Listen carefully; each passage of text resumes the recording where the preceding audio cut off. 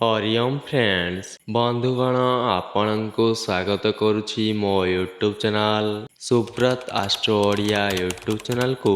बंधुगण आज आमे जानिबा एही भिडियो रे 30 मार्च 2024 तारिख शनिवार दिनर द्वादश राशि राशिफल विषय रे। बंधुगण प्रथमे जानिबा मेष राशि विषय रे। मेष राशि आज बाराधिप बृहस्पति मित्र चंद्रଙ୍କ କ୍ଷେତ୍ରରେ ଉନ୍ନତ ଚିନ୍ତା ଏବଂ ନୂତନ ଯୋଜନାର ଶୁଭାରମ୍ଭ କରାଇବେ। କର୍ମ କ୍ଷେତ୍ରରୁ ଉଚ୍ଚ ପଦାଧିକାରୀଙ୍କ ସାହାଯ୍ୟ ଏବଂ ସହଯୋଗର ଅବାରିତ ଧାରା ମନକୁ ପ୍ରଫୁଲ୍ଲିତ କରିବ। ଶିଳ୍ପ ବାଣିଜ୍ୟ ପରିବହନ ଏବଂ ବ୍ୟବସାୟରେ ଶିଥିଳତା ପରିଲକ୍ଷିତ ହେଲେ ମଧ୍ୟ ଲାଭ କିଛି ଉଣା ହେବ ନାହିଁ। ବୃଷ ରାଶି ମାନସିକ ଅସ୍ଥିରତାରେ ଅନ୍ୟମନସ୍କ ହେତୁକ କୌଣସି ଭୁଲ କାମ କରି ଅନୁତପ୍ତ ହୋଇପାରନ୍ତି। କର୍ମକ୍ଷେତ୍ର ମନ୍ଦ ନହେଲେ ମଧ୍ୟ ଶାନ୍ତିପ୍ରଦ ହୋଇନପାରେ। ଆଜି ଅଫିସରେ ପରିସ୍ଥିତିକୁ ସ୍ୱାଭାବିକ କରିବା ମାନସରେ ପ୍ରିୟ କଥା କହି ସମସ୍ୟାକୁ ସୁଧାରି ନେବେ। ସାହିତ୍ୟ ସାମ୍ବାଦିକତା ଆଲୋଚନା ଚୁକ୍ତିପତ୍ର ସମ୍ପାଦନ କ୍ଷେତ୍ରରେ ସୁଫଳ ପାଇବେ। ମିଥୁନ ରାଶି ବିଶେଷ ଝଡ଼ଝାଞ୍ଜ ନଥାଇ ଦିନଟି ଏକ ପ୍ରକାର ଭଲରେ ଭଲରେ ଅତିବାହିତ ହେବ। ହସ ଖୁସି ଏବଂ ମଜା ମଉଜରେ ପରିବେଶ ମଧ୍ୟରେ ନିଜର ସ୍ଥିତିକୁ ମଧ୍ୟ ପାସୋରି ଦେଇପାରନ୍ତି। ଶୁଭେଚ୍ଛୁ ମାନଙ୍କ ଦ୍ୱାରା ପ୍ରଶଂସା ପାଇବା ସମୟରେ ନିନ୍ଦୁକ ଗୋଷ୍ଠୀ କୁଚାରଟନା କରିପାରନ୍ତି। ବ୍ୟବସାୟ ପ୍ଲଟିଂ କାରବାର କ୍ଷେତ୍ରରେ ସଫଳତା ପାଇବେ ନାହିଁ। କର୍କଟ ରାଶି ଆଜିର ଚନ୍ଦ୍ର ରାହୁଙ୍କ ନକ୍ଷତ୍ରରେ ରହି କର୍ମକ୍ଷେତ୍ର ଏବଂ ପାରିବାରିକ ଜୀବନକୁ ସମସ୍ୟା ବହୁଳ କରିପାରନ୍ତି। ଅର୍ଥାଭାବ ନଥିଲେ ମଧ୍ୟ କୌଣସି ଗୁରୁତ୍ୱପୂର୍ଣ୍ଣ କାମ ସକାଶେ ଟଙ୍କା ପଇସା ଅଭାବ ପରିଲକ୍ଷିତ ହେବ। ଶିଳ୍ପ ବାଣିଜ୍ୟ ଯାତ୍ରା ରାଜନୀତି ପ୍ରଶାସନ କ୍ଷେତ୍ରରେ ସମସ୍ୟା ସୁଧାରି ନେବା ପାଇଁ ପ୍ରଯତ୍ନ କରିବେ। ସିଂହ ରାଶି ଧୈର୍ଯ୍ୟର ସହ ପ୍ରତ୍ୟେକ ପରିସ୍ଥିତିର ସଫଳ ମୁକାବିଲା କରିବାରେ ସମର୍ଥ ହେବେ।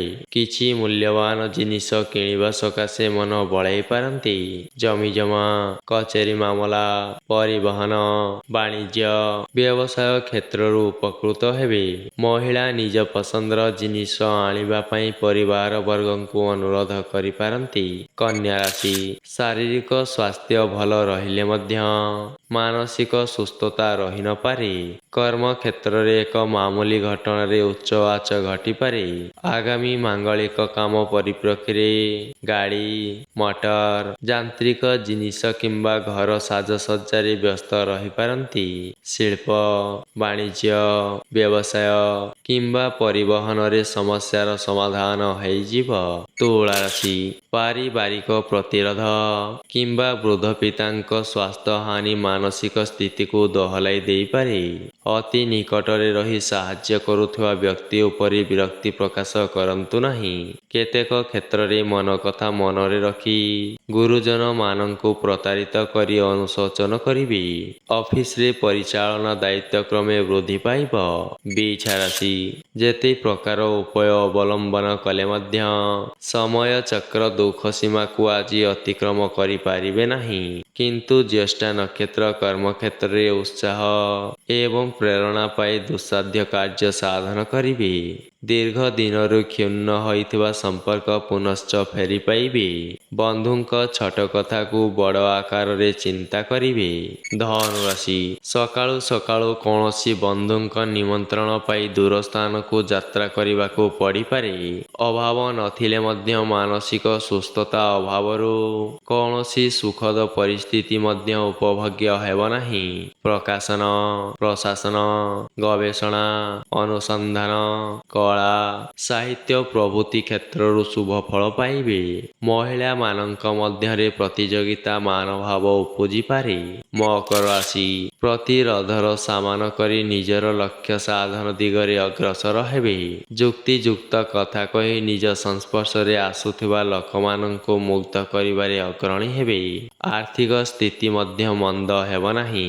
କିନ୍ତୁ ଋଣ ଭାର କ୍ରମଶଃ ବୃଦ୍ଧି ପାଉଥିବା କାରଣରୁ ସାମୟିକ ଚିନ୍ତା କରିବେ। ଦୀର୍ଘ ପ୍ରତୀକ୍ଷାର ଅବସାନ ଘଟିବ। କୁମ୍ଭ ରାଶି ସ୍ୱାସ୍ଥ୍ୟ ସମସ୍ୟା ଅପରିବର୍ତ୍ତିତ ରହିବା ହେତୁ ଚିନ୍ତା ଚିନ୍ତା କରିପାରନ୍ତି।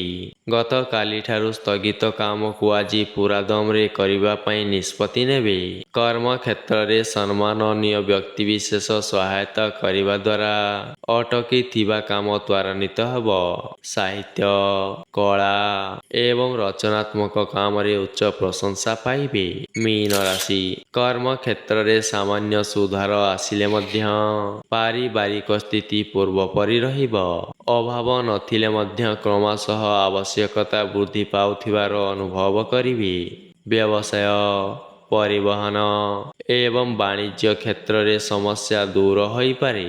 କର୍ମକ୍ଷେତ୍ରରେ ପକ୍ଷପାତିତାର ବିରୋଧ କରି କଳହ ସୃଷ୍ଟି ହୋଇପାରେ। ବନ୍ଧୁଗଣ, ଭିଡ଼ିଓଟି ଯଦି ଭଲ ଲାଗିଥାଏ, ଭିଡ଼ିଓଟିକୁ ଆପଣମାନେ ଲାଇକ୍, ସେୟାର ଏବଂ ସବସ୍କ୍ରାଇବ୍ କରିଦିଅନ୍ତୁ।